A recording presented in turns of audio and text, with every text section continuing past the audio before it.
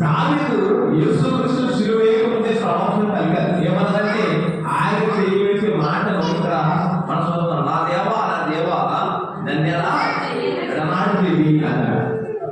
దేవుడు ఎడనాడేవాడ అంటే ఎడనాడేవాడు కాదు. ఎందుకు దేవుడు ఈ మాట చెప్తున్నాడు అంటే కనుక ఈ మాట దావీదు చెప్పిన మాటను యేసుక్రీస్తు వారు కూడా అన్న మాట చెయ్యి విడిచితివి అన్నారు. మరి దేవుడు నిజంగా చెయ్యి విడిచిపెడతారా అంటే మీరు ఆలోచన కలిగి ఉండాలి. చాలా మంది జీవితాల్లో దేవుడు నిజంగా చెయ్యి విడిచిపెట్టేస్తాడా, దేవుడు మనం వదిలేస్తాడా అని మీరు అనుకోలేదు. ఒక మాటను జ్ఞాపకం చేసుకుందాం.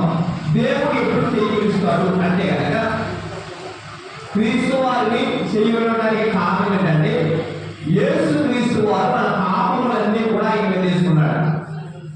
ఆయన ఒక్కరే భరించాలి, ఎవరితో సంబంధం లేకుండా మానవ వారి పాపం అంతా కూడా ఆయన తీసుకున్నారు. ఎవరు కూడా సంబంధం సమస్తం కూడా మానవ వారిగా ఆయనే మన పాపం వేయవలసిన పరిస్థితి వచ్చింది.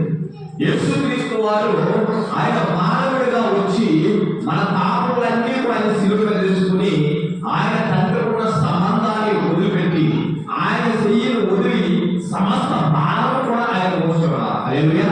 అంటే పాపమును ఎప్పుడైతే ఆయన మోస్తున్నాడో పరిశుద్ధుడైన తండ్రి అతను చేయించాడు. మనకు కూడా ఈ లోకంలో పాపముతో ఉంటున్న మనలను దేవుడు చేయబెట్టలేదు అని దేవుడిని మనం విడిచిపెడుతున్నాము. దేవుడు పట్టుకోవడానికి సిద్ధంగా కూడా మన పాపం చేసినప్పుడు కూడా పరిశుద్ధుడైన దేవుడు ఆయన రక్తము సిందించి మన పాపము పరిహారార్థమై ఆయన లోకానికి వచ్చి ప్రతి పాపములో కూడా ఆయన సిలువ పైన తీయడానికి వచ్చాడు. యేసుక్రీస్తు సిలువ వేయడానికి ముఖ్య ఉద్దేశం ఏంటంటే మానవారి ప్రతి ఒక్క పాపమును కూడా తీయడానికి ఆయన లోకానికి వచ్చాడు. ఈరోజు మానవులు అందరూ కూడా పాపం చేసిన వారనే పరిశుద్ధ గ్రంథం తెలియకొస్తుంది. ఏ వ్యాధము లేదు, అందరూ పాపం చేసి దేవుడు అనుభవించిన మహిమలు పొందుకోలేకపోతున్న మనలో యేసుక్రీస్తు వారు ఏం చేశారంటే ఆ మహిమను పొందుకునేటట్టుగా ఆయన పాపంగా మారాడు. మనకు రావాల్సిన పాపమే శిక్షను ఆయన తీసుకుని ఆయన యొక్క మహిమను మనకు ఇచ్చారు. లేదంటే మన పాపంగానే మిగిలిపోవాలి. ఈ శరీరము పాపం శరీరంగానే మిగిలిపోతుంది. కానీ ఈ శరీరాన్ని దేవుడు మహిమ శరీరంగా మార్చడానికి ఇష్టపడ్డాడు. హల్లెలూయా. ఇది ఎలా జరిగిందంటే కనుక యేసుక్రీస్తు శిలువ త్యాగం ద్వారా ఆయన ప్రాణం పెట్టుట ద్వారా ఈ రోజు మనము నీతిమంతులుగా తెచ్చబడ్డాం.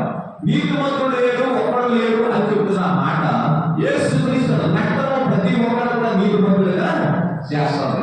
ఇప్పుడు మనం జ్ఞాపకం చేసుకుందాము, మన పాపులమైనప్పటికీ కూడా దేవుడికి విరోధంగా పాపం చేస్తున్నప్పటికీ కూడా దేవుడికి దూరంగా ఉన్నప్పటికీ కూడా దేవుడు మనం ప్రేమిస్తున్నాడు. ప్రేమిస్తున్నాడు లేదండి, ప్రేమిస్తున్నాడు. మరి దేవుడు ప్రేమిస్తున్న మనలో మనం కూడా ఏంటి అంటే కనుక దేవుడు చెప్పాడు, మీరు ఎలా ప్రేమిస్తున్నామో మీరు కూడా ఒకరినొకరు ప్రేమించుకోవాలి. చాలా మంది విషయాలు లేదు.